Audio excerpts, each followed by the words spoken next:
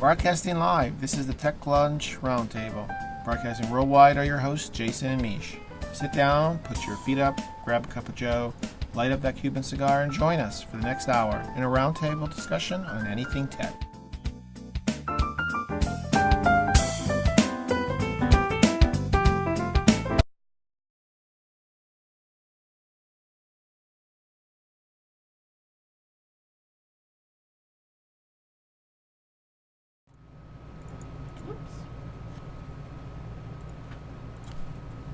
And welcome to the Tech Lunch Roundtable. I should learn these things.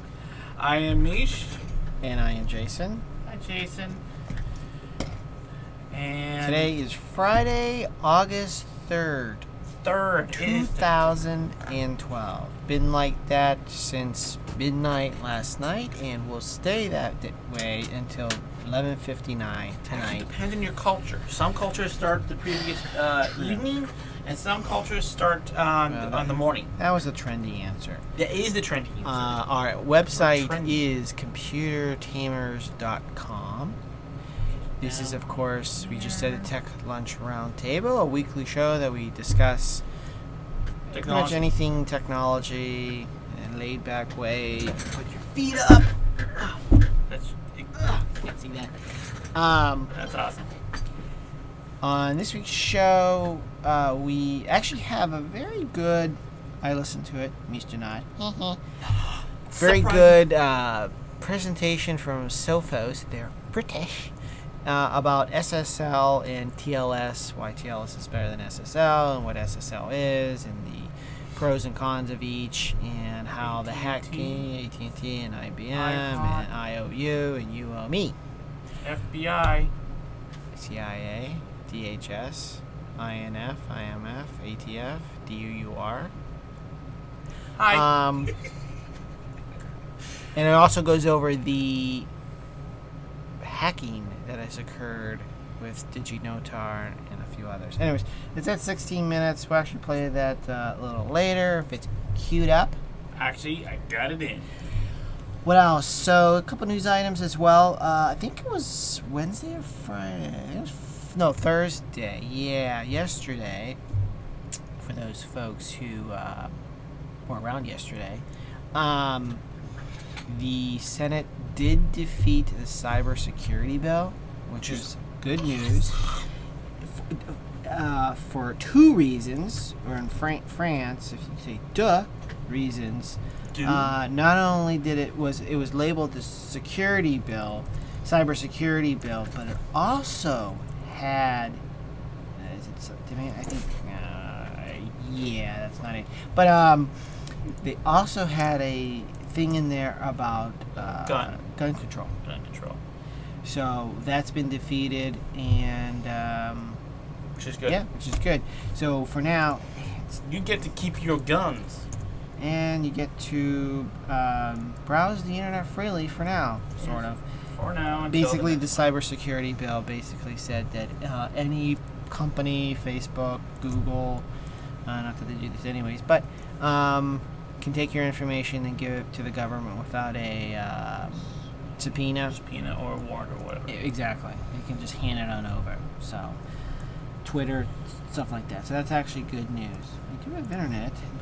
The good site that I like is Demand. Oh, I was doing Demand Security. It's Demand Progress. Well, you should demand security.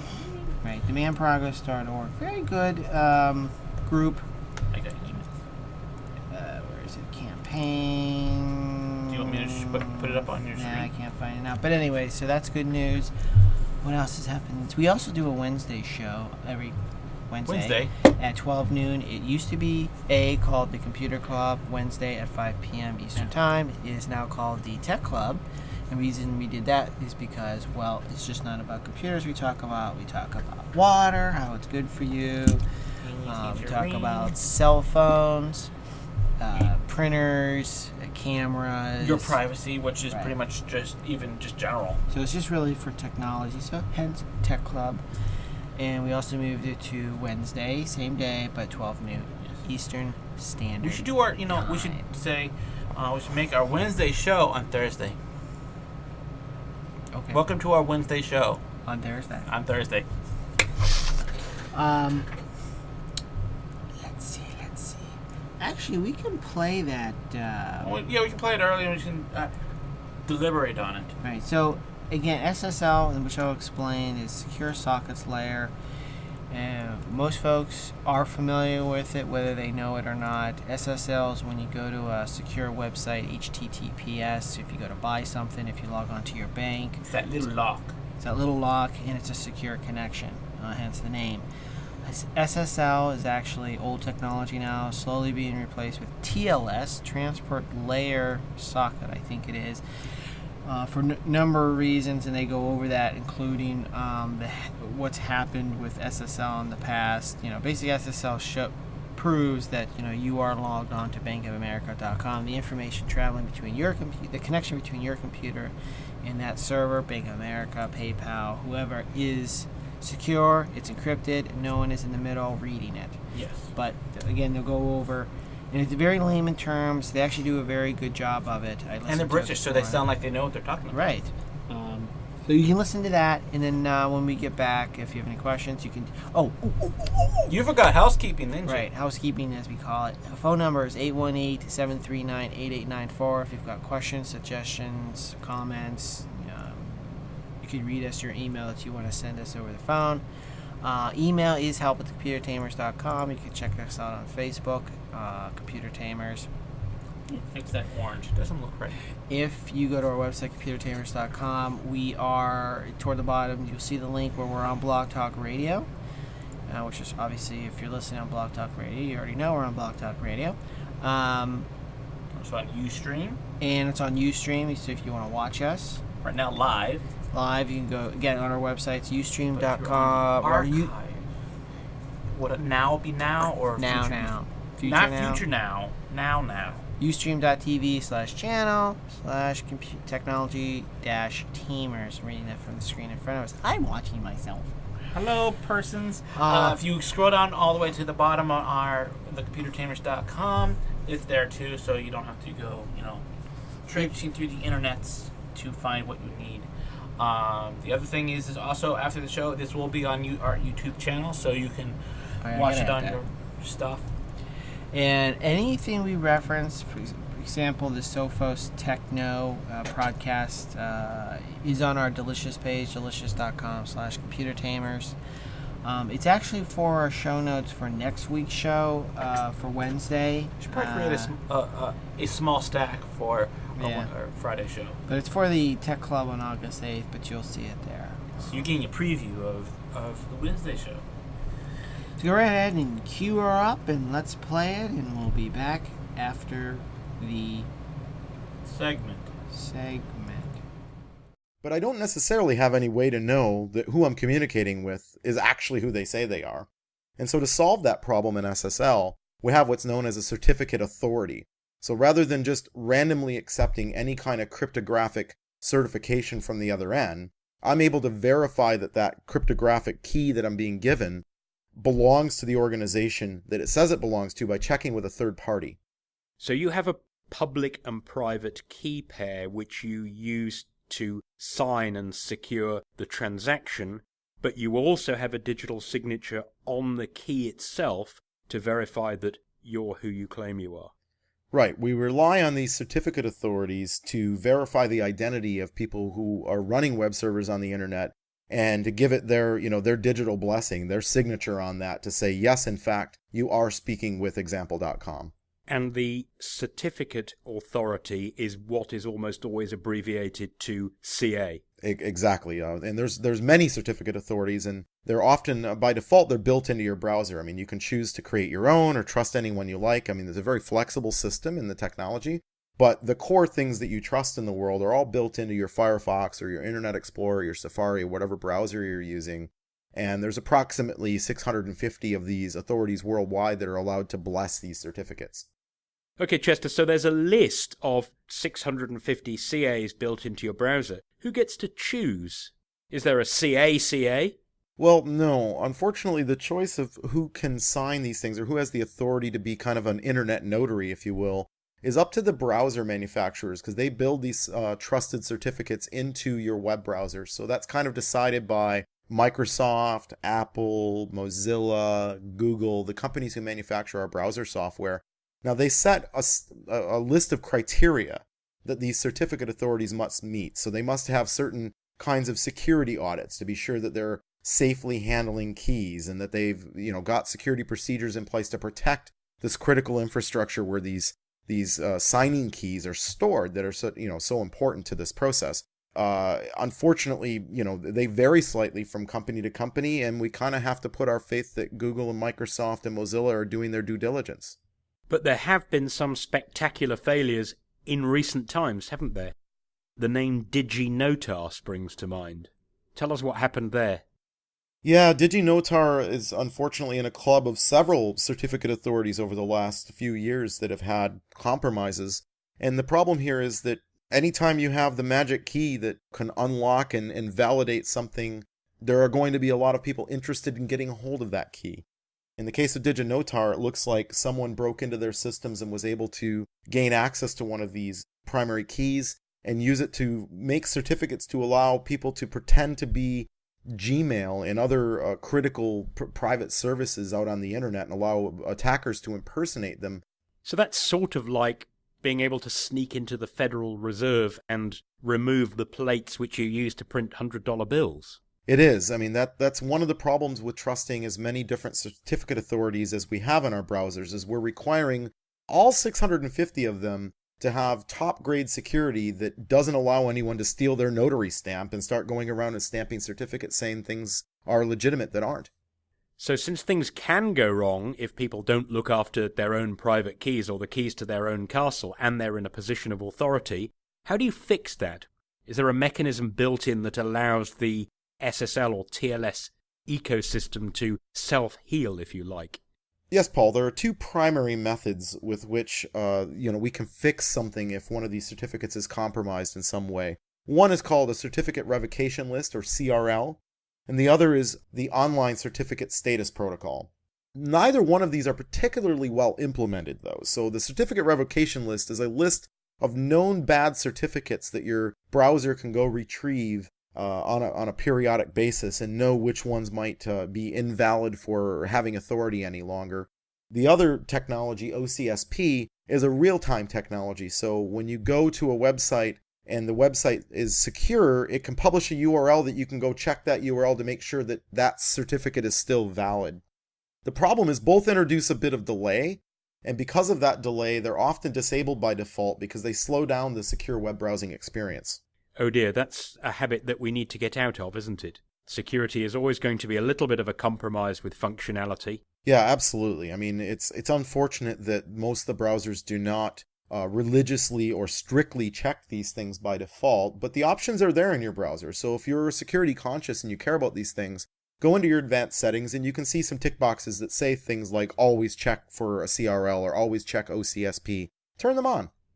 Chester, it's interesting that you mentioned the idea of throwing out bad practices, because one thing that I've noticed that is much more frequent than I would like is legitimate websites that I go to that produce certificate warnings, like wrong name, certificate expired, and something like that. That shouldn't really be happening, should it? No, and unfortunately, it's been a long evolution of things that have led to these kinds of problems. The used to be certificates were extremely expensive to acquire, so a lot of websites got in the habit of not having them signed by trusted authorities because of the excessive cost of doing so.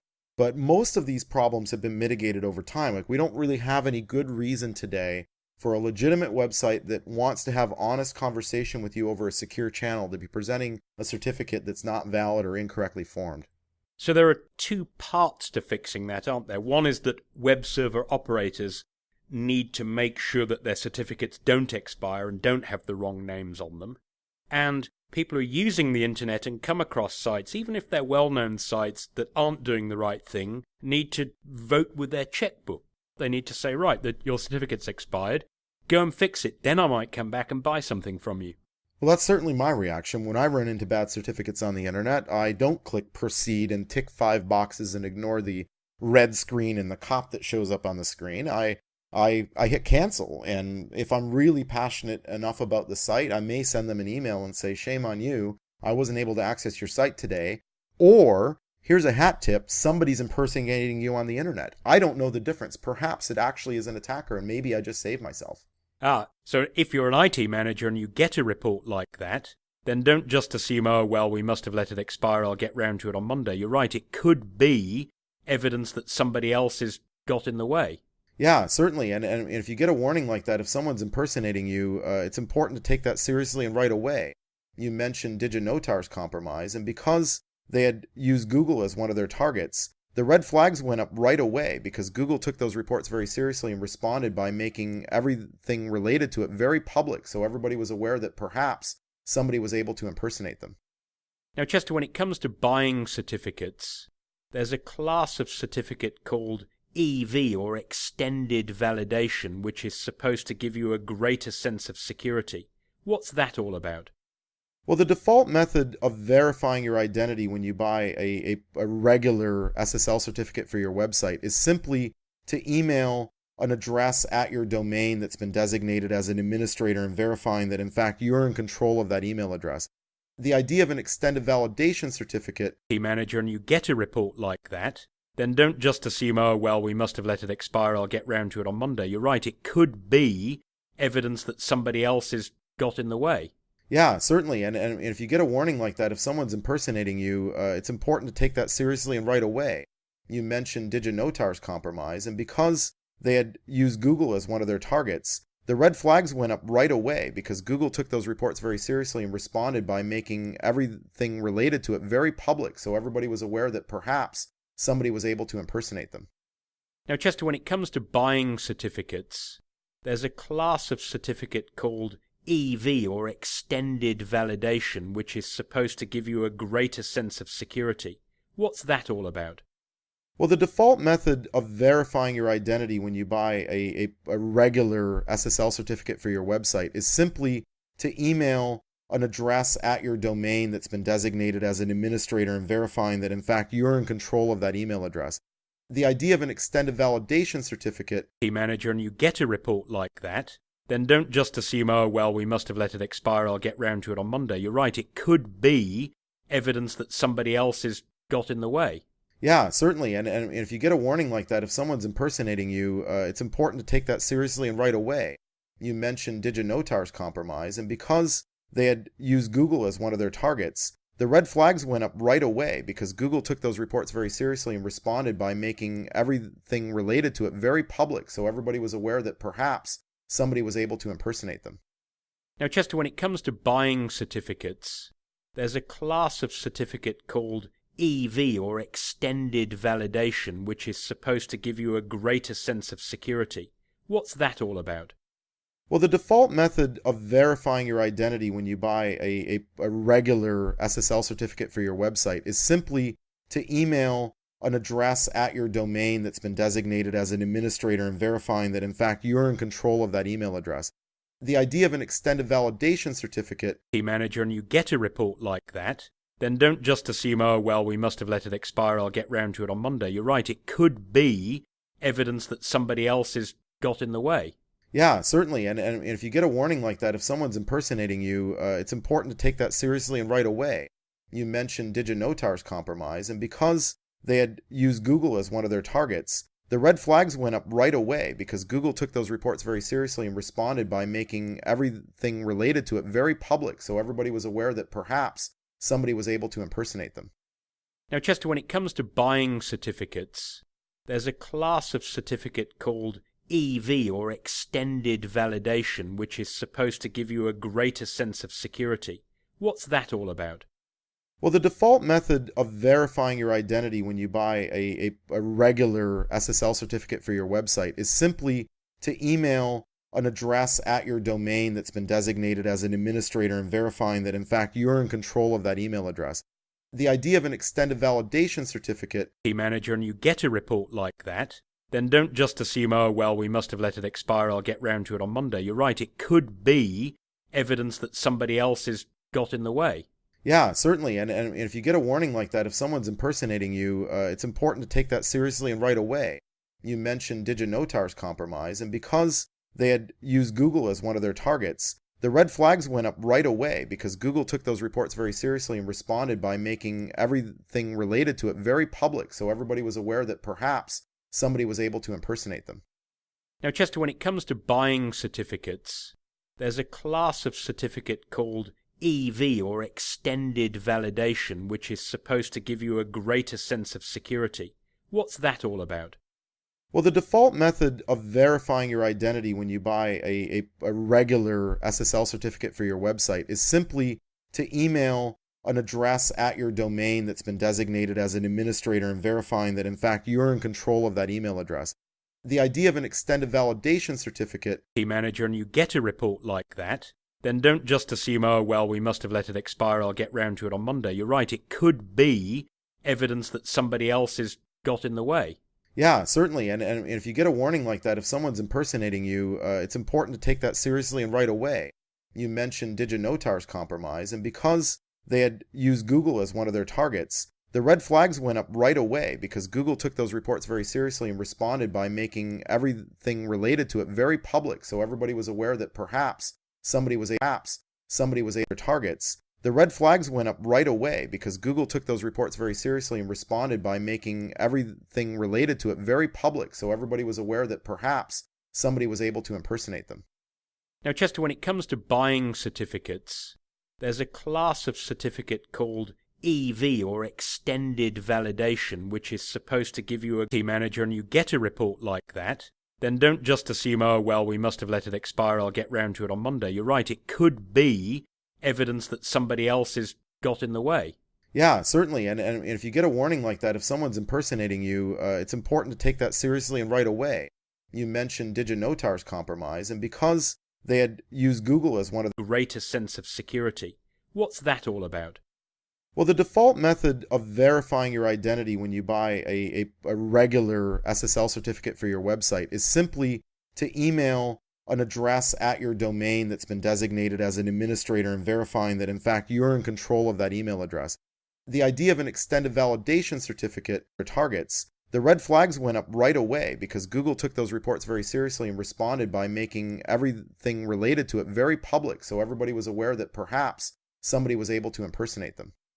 Now, Chester, when it comes to buying certificates, there's a class of certificate called EV, or Extended Validation, which is supposed to give you a key manager, and you get a report like that, then don't just assume, oh, well, we must have let it expire, I'll get round to it on Monday. You're right, it could be evidence that somebody else has got in the way. Yeah, certainly. And if you get a warning like that, if someone's impersonating you, it's important to take that seriously and right away. You mentioned DigiNotar's compromise, and because they had used Google as one of the... Greater sense of security. What's that all about? Well, the default method of verifying your identity when you buy a regular SSL certificate for your website is simply to email an address at your domain that's been designated as an administrator and verifying that, in fact, you're in control of that email address. The idea of an extended validation certificate for targets, the red flags went up right away because Google took those reports very seriously and responded by making everything related to it very public, so everybody was aware that perhaps somebody was able to impersonate them.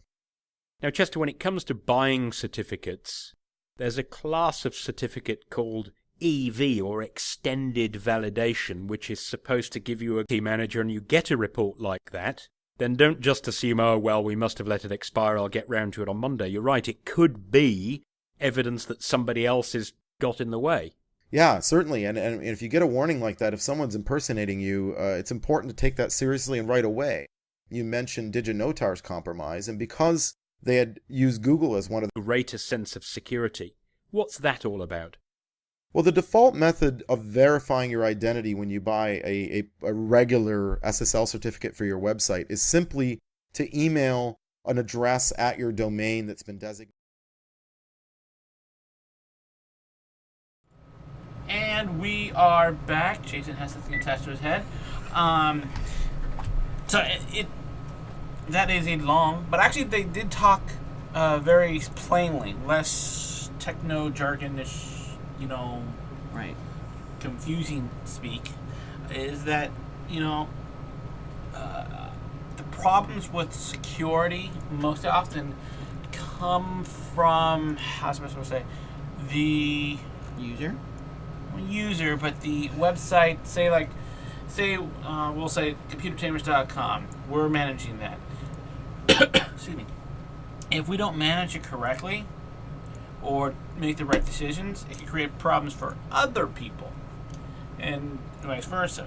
But when there's an issue, I liked what their suggestion was, is that you send them an email saying, your site's certificate is out of date, or it's or if there may be something on your website that's causing problems. It's like, that's actually pretty cool, because it helps, because that's how the security community actually does well, is that something happens, somebody maybe in the know, because they may not know about their own problem, but somebody tells them there's an issue here, and that's why generally people don't look badly on somebody getting hacked, but they look badly when they get hacked, and then all of a sudden, they hide it, and they say, oh, yeah, last month sometime somebody hacked us, and they got all that personal information. It's like, but if you told right away, that's being proactive and being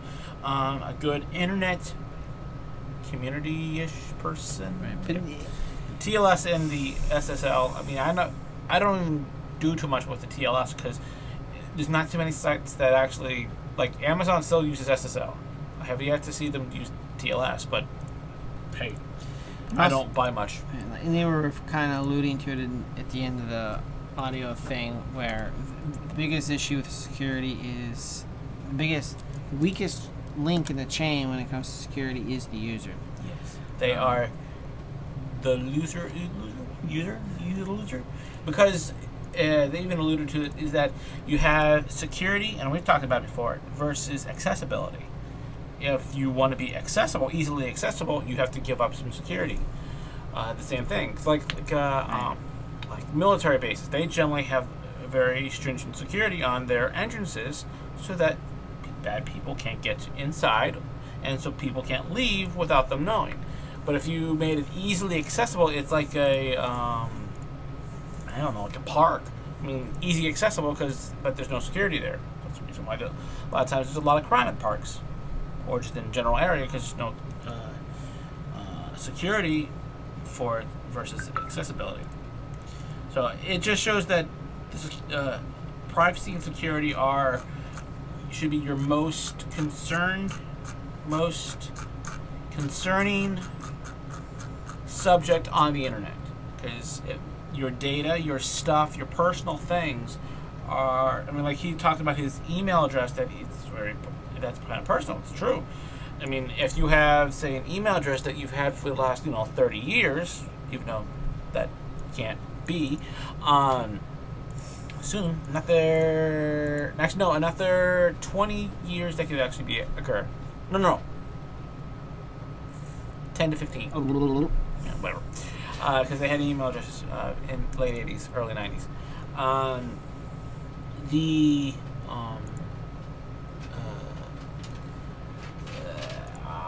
lost my train of thought because I was trying to do math. I hate math.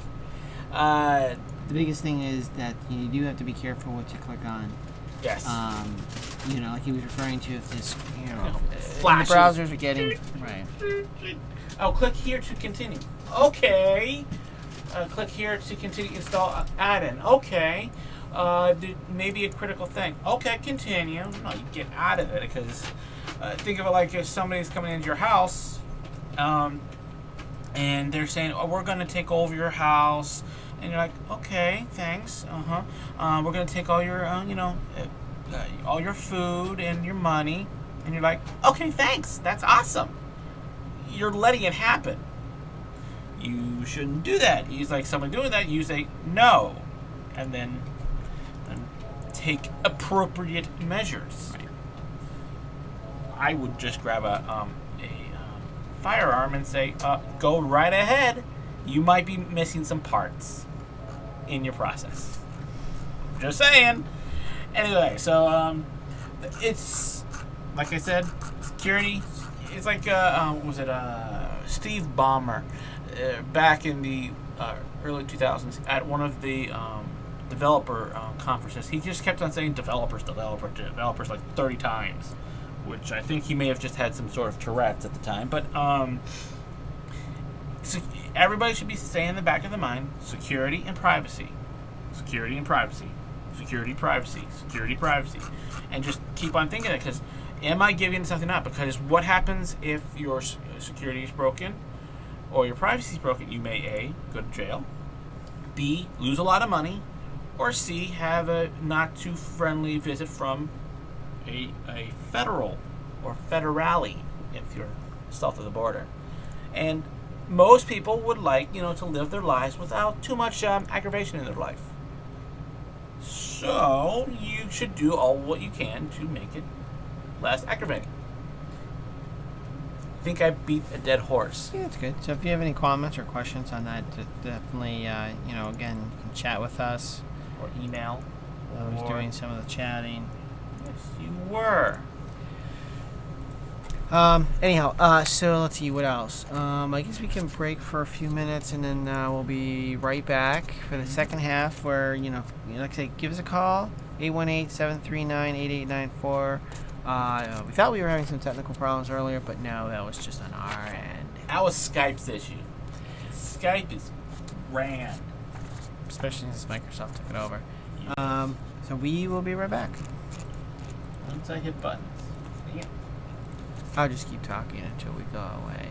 Today is Friday, Finally Friday. Yes. Give me 1 second. I need to adjust a layer. And while I do that, Jason will just blab on and on, or I will, because I do remember the SSL issue, especially with digital notar. We actually had just seen that. Where was it? Actually, it's a newer virus. I was just reading about it. It's another virus family that's just come out, and what they do is they do fake an SSL from, who was it? I forget who it was. But again, there are SSLs that have been stolen, SSL certificates that have been stolen, and that people are still using. We can now take a break. Be right back. Programming all brave men. We're stuck here until our new program works right. Programming isn't it fun? On their chest Maintenance starts when debugging. is our men, America's best. 100 men with care. will J test is the today, country nobody knows but where. only K three is the kludge with which we got by. Hooray. L is for later to Trained to live off nature's land, M is the memory. trained in combat, bit. hand to The hand, new version that doesn't men quite who fit. fight O is the by operating night and system day. we buy. And P is the Courage patch to sing. make our programs fly. Green Beret. Programming all silver wing, We're stuck here until Up our on their program works right. These are men, Programming isn't it fun? America's best. Maintenance starts when debugging. 100 men will test today, Q is for but only three typewriter lore. when the R Green is the brand that Beret. we used to call core. Back S at is the home, standard a we'll young follow white someday. T is the Her teletype Green man. Beret has met his fate. He has That died unhappy for man. those oppressed. He is the vengeance he reaps when he Leaving can. W is this work. last It's the request. manager's call. But silver This is the wings Xerox machine down on my son's chest Programming. make him one We're stuck here of America's best. program works right. He'll be a man they'll test one day, have him win the Green Beret. And Z is the zeros all over your tape. There may be more verses they wanted to send, but they They've all gotten clobbered. Fighting soldiers from the sky. Fearless men who jump and die. Alphabet's name. Men who The mean bugs for which we get just the what blame. they say. See the computer which The never brave works men right. He is debugging the rest of the night. Silver wing. And welcome back to Tech Launch Roundtable. Hello. Yes, from the Computer Tamers. I'm Jason, and Misha's here as well. Hello. You can email us at help@thecomputertamers.com. If you're on Ustream, you can chat with us. If you're on Blogtalk, you can chat with us. For those who are guests that are listening live, unfortunately, you have to be logged into the Blog Talk in order to actually chat. It's just how they do it. They don't allow for anonymous chatters, so you just have to sign up for an account. But continuing on what we were talking about, I thought we talked about it on Wednesday. Is that actually I don't did we actually talk about it? Twitter suspends journalist who was critical on NBC. It's actually a CNN article. But this actually brought up a interesting aspect, and they said that he made this responsible for to I think his name is Gray Zakiel. Was it? Oh no, I'm sorry. Yes, no, Guy Adams, somebody else from the. Basically, he made some critical statements of At NBC regarding their coverage, because basically I believe I have been watching it because, well, anything with the Olympics generally is like I can just watch this on every Sunday, you know Olympics, or go on ESPN. Why watch another country battle another country when I could watch them, American Idol. But no, basically he said he didn't like the fact that they were saying stuff was live when it really wasn't. It was actually pre-recorded. And he thought that was pretty underhanded. Basically what he said was that they said that he made some privacy. Twitter says that he made some privacy policy violations by basically they said he made death threats. And it's like, and if you read the original tweet, I don't know if they have it there. There's nothing there. Yeah, he just basically and I will clean up the language up as much as I can. But he basically he disgusting, money grabbing, and called the company utter betards. Put the AS in there too. So it's like that's just being cut. That's not even rude. That's just That's the thing about these days with being PC. It's fine and all. If somebody gets offended by something, but when you tell a journalist is like, actually we would be considered journalists. If I say I don't like Mac, it's my personal opinion, and as I have my experience and I have evidence, but that's my personal opinion. A journalist can make opinions. Now sometimes it's considered editorial, but I mean, if he says that's his own opinion that they're utter betards, that's fine. Right. So he was suspended from Twitter, but he's been unsuspended. Yes, and there was actually another one because I was going to bring this up. Twitter seems to be very almost totalitarian. They will suspend you on a drop of a hat. There is a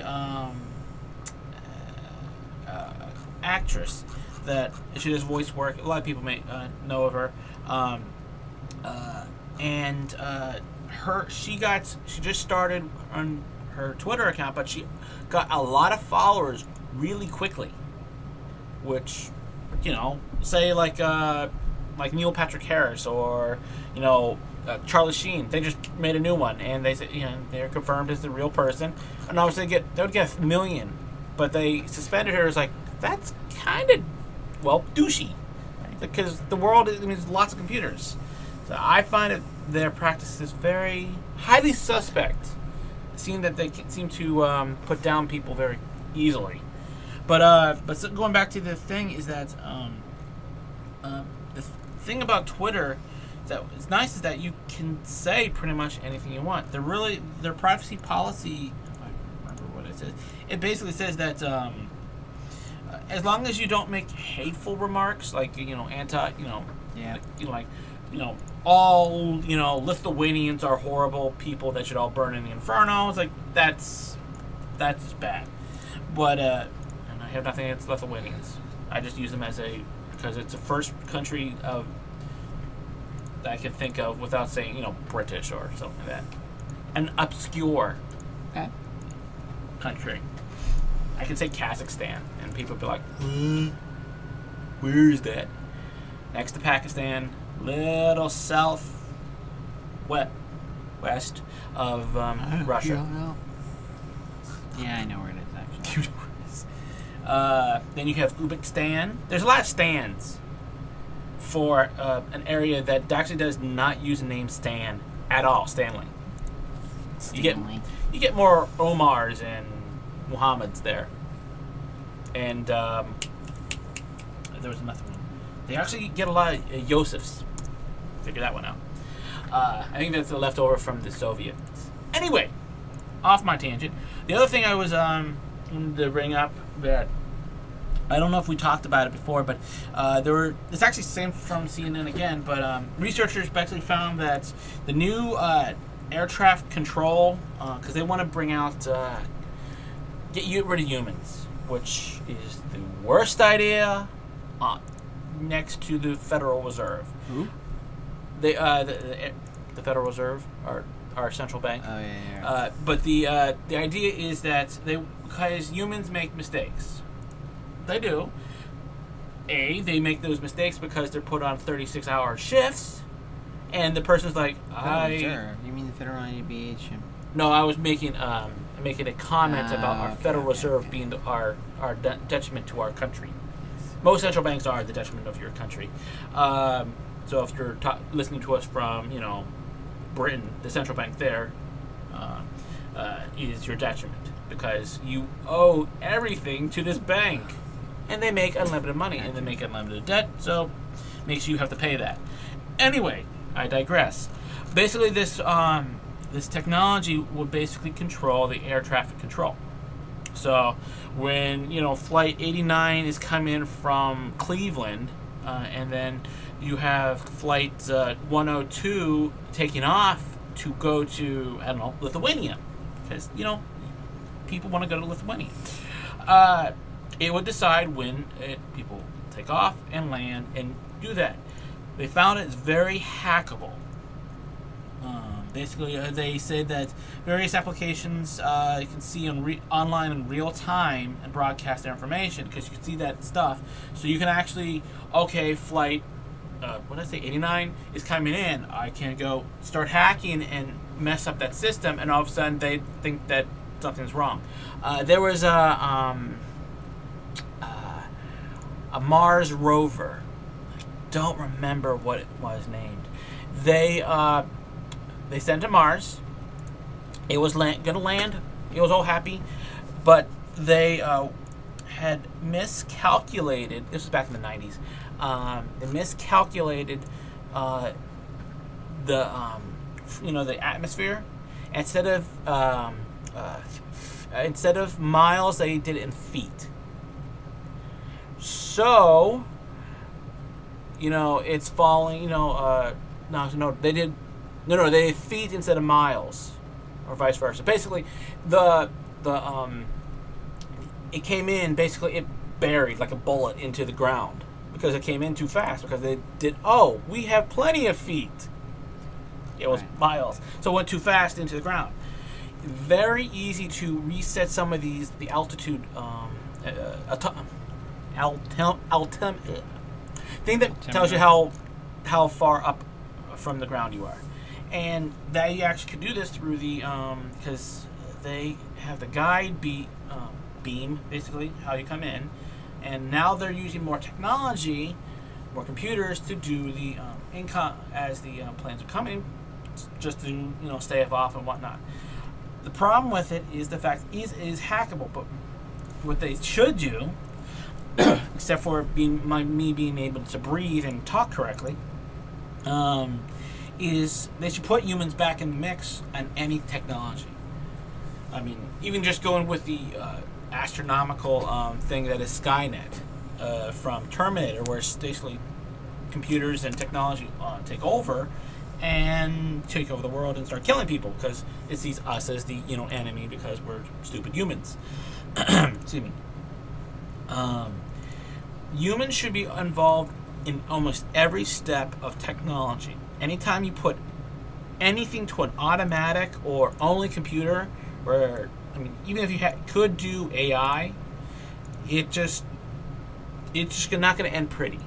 I usually say this when we're talking about antiviruses, and it says, "Oh, it does an automatic scan," and you're like, and they're like, "Oh yeah, that's cool, automatic scan." And I usually say, that's the worst idea, because what if that automatic scan doesn't occur?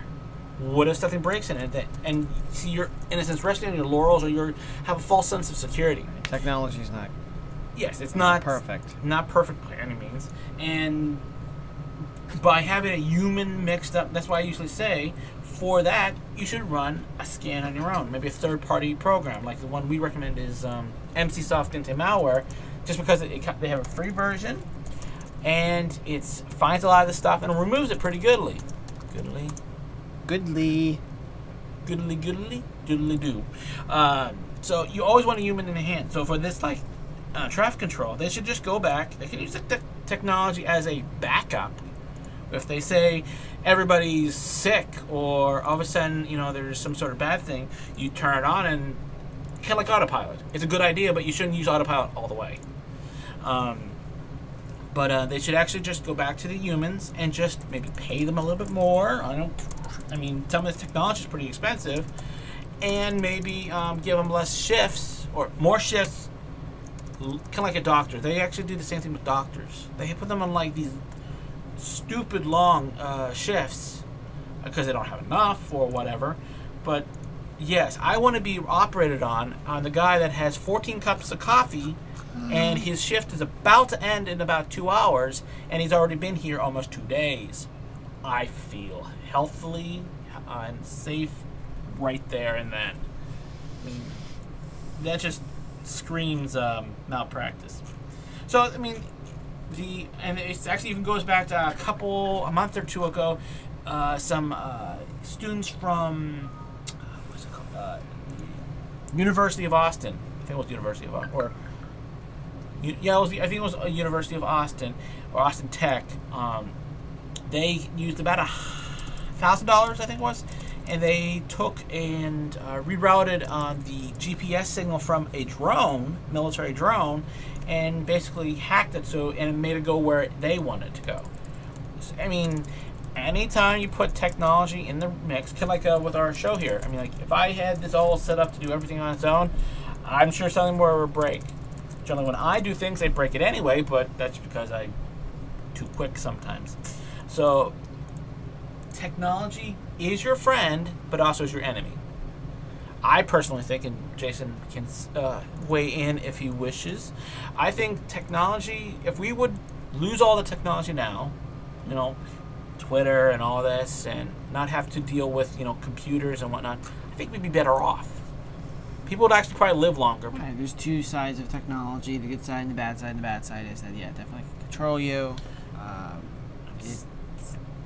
It depends on whose hands it in, just like a gun. A gun in the wrong hands. Speaking of that, I ordered a new holster for my firearm so I can carry it and not, fall down my pants. Some people have had that problem.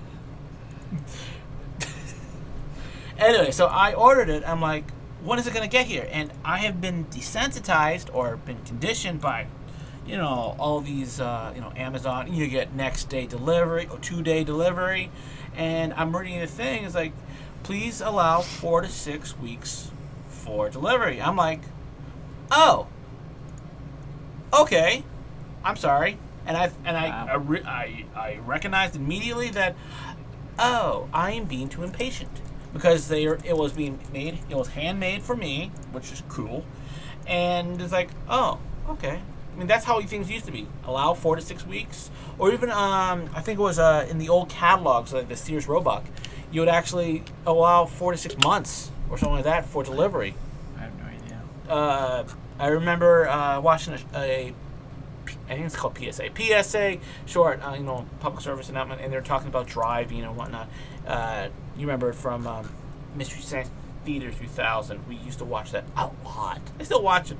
I don't have enough time to watch it. Anyway, the one family was ordered a new tractor, and it took months to get to them. So when they went down to it, it was a big, it was like almost like a special going out to get something. And I think those kind of things have been left. I mean, like when you go to the movies. I want to go to the movies. Okay. Bye. And there you go. It's like, whereas before, it's family night out. You go see the movies. You dress up. I think a lot of that has been lost because of technology. Is basically desensitized us and turned us into a bunch of rubes. But that's my own personal opinion, which, much like any opinion, smells the high heaven. There's an old adage about opinions and butts and spelling. The only other thing I was going to reference is... something. I have no idea. Interesting. On Wednesday, actually, I think it was announced on Wednesday, if I remember correctly, or Tuesday, Microsoft is moving over the Hotmail to Outlook.com. Mm-hmm. Apparently, they've already signed up. Over a million people have signed up for the new Outlook.com, which is extremely... That's a lot of people. That's a lot of people. They 2 said days. apparently Hotmail is still the #1 web-based email provider. Not in this country, but other places. Yeah, tourists. So, apparently, one Twitter user said he claimed to have secured the "Do Not Reply" at Outlook.com. Nice. Wow. I would think they've already used that. Yes. Or that would have been one of the ones that they would have used themselves. Yes. Do not reply at Outlook.com. Microsoft always seems to miss these little things. Yes. Like administrator or webmaster. I wonder if administrator. That would be awesome. How much spam would be sent to that? Actually, I think that's just about it for us this week. If you have any suggestions, both for topics, making improvements, or just want to tell us that we are idiots and why should anybody listen to us, those type of comments or whatever. My junk mail. I love junk mail. It's great. Feel free to email us at help@thecomputertamers.com. You also can go to a delicious page. We're on And Ustream. Facebook as well. Yep, You can easily Facebook. check us out on Facebook. I need to put those buttons. I need to make those links on there. So much stuff to do. Anyway, so that's it for us this week. See you next Wednesday for the Tech Club. Wednesday at 12 noon, or next Friday for the Tech Club Trial Table at 12 noon. Yes. Bye, guys.